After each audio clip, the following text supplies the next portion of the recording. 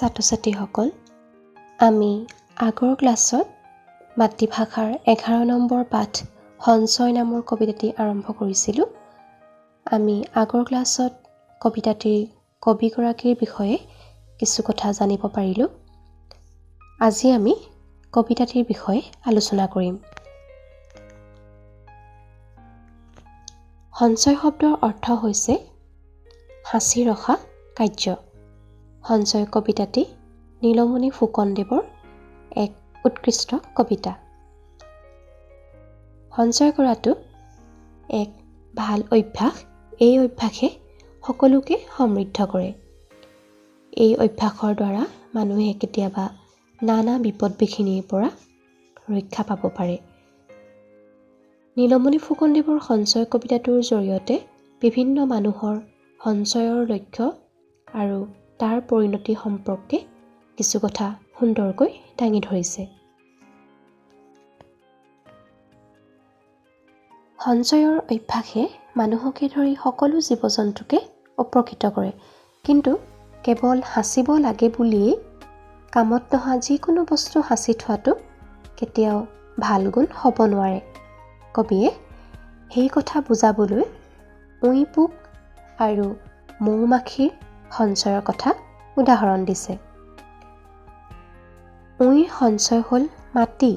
ইহঁতে মাটি সাঁচি ৰাখে। অৰ্থাৎ উঁই পোকে মাটিৰ লগত মিহলি হৈ থকা ক্ষুদ্ৰ ক্ষুদ্ৰ উদ্ভিদবোৰ খায় আৰু মাটিবোৰ উলিয়াই একে ঠাইতে জমা কৰে। কিন্তু সেই মাটিবোৰৰ উৰ্বৰতা শক্তি নোহোৱা হয়। অৰ্থাৎ উঁইবোৰে মাটি সঞ্চয় কৰিলে মাটিৰ ৰস-বন নাইকিয়া হয়। অৰ্থাৎ উঁইয়ে সঞ্চয় কৰা মাটি সাৰহীন হয়। ইয়াৰ ফলত সেই মাটি কাৰো উপকাৰত নাহে। সেইদৰে মৌ-মাখিয়ে মৌ ৰস সঞ্চয় কৰে। অৰ্থাৎ মৌ-মাখিয়ে সিহঁতৰ পোৱালিৰ বাবে কৰা সঞ্চয়ৰ পৰাই আমি মৌ ৰস খাবলৈ পাওঁ।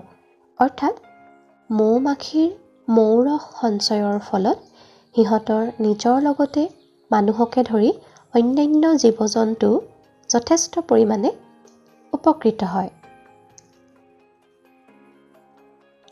আনহাতে কৃপণসকলে ধন খৰচ নকৰি সাঁচি ৰাখিহে ভাল পায়। তেওঁলোকে কেতিয়াও ধন খৰচ কৰিব নোৱাৰে।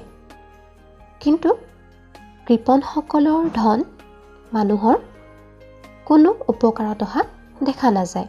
তেওঁলোকৰ ধন সাঁচি ৰখাৰ গুণতহে বেছি হয়। তেনে ধন মানুহৰ কোনো উপকাৰত নাহে।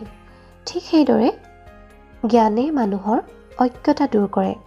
অৰ্থাৎ জ্ঞানৰ পোহৰে মানুহৰ মনৰ মাজত থকা হিংসা, কপটতা, সন্দেহ আদি ভাৱসমূহ দূৰ কৰে। ঠিক সেইদৰে পবিত্ৰ গংগাজল যিকোনো ঠাইত সাঁচি ৰাখিলেও সেই পানী পবিত্ৰ হৈ থাকে। অৰ্থাৎ গংগাজল কিছুমান মানুহৰ বাবে অতি পবিত্ৰ। সেয়ে বহুতেই গংগাজল সাঁচি থয়। কিন্তু সোণৰ পাত্ৰত মহৰ ঘুলিৰ পানী সাঁচি থলেও সি কেতিয়াও গংগাজলৰ দৰে পবিত্ৰ হ'ব নোৱাৰে। সেইবাবে মহৰ ঘুলিৰ পানী কোনেও সাঁচি নাৰাখে। অৰ্থাৎ সঞ্চয় কৰাটো ডাঙৰ কথা নহয়, সঞ্চিত সামগ্ৰী কেনেকৈ ব্যৱহৃত হয় সেয়াহে গুৰুত্বপূৰ্ণ কথা। ধন কেৱল সাঁচি থলেই তাক সঞ্চয় বুলি কোৱা নাযায়, যদিহে সেই ধন কোনো উপকাৰৰ বাবে ব্যৱহাৰ কৰা নহয়। গতিকে সঞ্চিত ধন সৎ কামত খৰচ কৰিব জানিলেহে তাৰ পৰা উপকাৰত আহে। দেশ আৰু দহৰ বাবে সঞ্চয় কৰাটোহে লক্ষ্য হোৱা আৱশ্যক।